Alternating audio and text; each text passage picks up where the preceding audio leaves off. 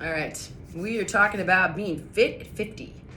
Why? Because you guys are searching that a lot. Oh my gosh, it's like a top Google trend search thing. Then fit at 40 and then 60 and 70. And if you're 20 or 30 and you think you're going to scroll, you will not scroll, because it is important that you pay attention now more than ever, because we're going to be proactive, okay?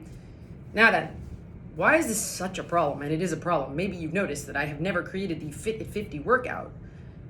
Why? Because it's not a thing. Yes, it's a marketing strategy. It's like, oh man, you're 50 now. These are the things you need to look out for. But it's complete bullshit.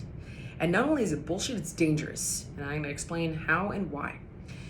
A workout is created on 3 factors predominantly, right? Number 1, what is your fitness level?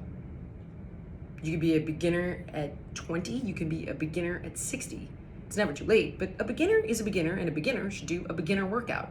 I will give a beginner 20-year-old marching in place, just like I would give a beginner 60-year-old marching in place. I would give an advanced athlete with 0 injuries at any age high knees instead of marching in place, whether you're 50 or whether you're 20. The second factor is, what is your goal?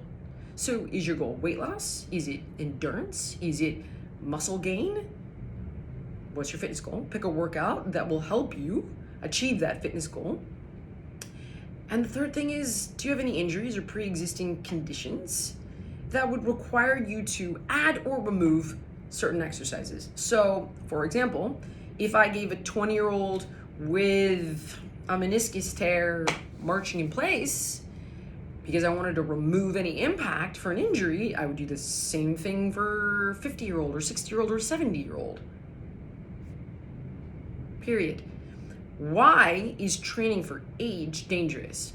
Because what you believe you achieve, right? How you think dictates how you behave affects the outcome of your reality. So if you think, oh, I can't do that, I'm 50 now. I cannot tell you how many times I've heard that from people, by the way.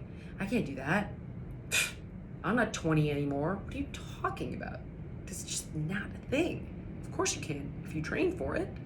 I mean, I wrote a whole book about anti-aging with a host of really intelligent doctors across the spectrum, man. I mean, like neuroscientists, biochemists, physiatrists, you name it. And there are plenty of athletes in their 50s, 60s, 70s, 80s that have done amazing things like climbing Mount Kilimanjaro or swimming from Cuba to the mainland, right? In their 50s, 60s, and 70s. And they're not genetic outliers. They're just training for it and living intelligently. Anybody can do it if they wanted to. So when you start to think that like, oh, I'm 50, I can't do this anymore. I'm 60, I can't do this anymore. You don't do it anymore. You don't lift that 20-pound weight. You opt for the 5. You don't skip the rope. You instead march in place because you're 50. So you don't get the impact training and you don't get the benefits to your bone density. You start training with less intensity, and then it compromises everything from muscle maintenance, bone density, metabolism, and so on. That's why this thinking of training for age is very, very dangerous. I would much rather hear, rehabilitating osteoarthritis, or that's a different conversation. That, by the way, is also not a foregone conclusion with age. How you live affects your biological age. So somebody could look at me, right? And they could say, wow, in fact, they did. I will boast for a moment here. When I got my physical this year, I had the bone density of a healthy 30-year-old woman. You could take a 35-year-old woman and send her in for the same bone scan, and maybe she doesn't lift, she doesn't work out, she doesn't eat right, and she'll have the bones of a 45-year-old woman. Because how you train, what you eat, how you live impacts your fitness over time. It isn't time. It isn't the revolutions around the sun that's impacting your fitness ability. It's how you've lived over those decades. Now, if you arrive at 50 and you're like, I'm deconditioned, that's okay.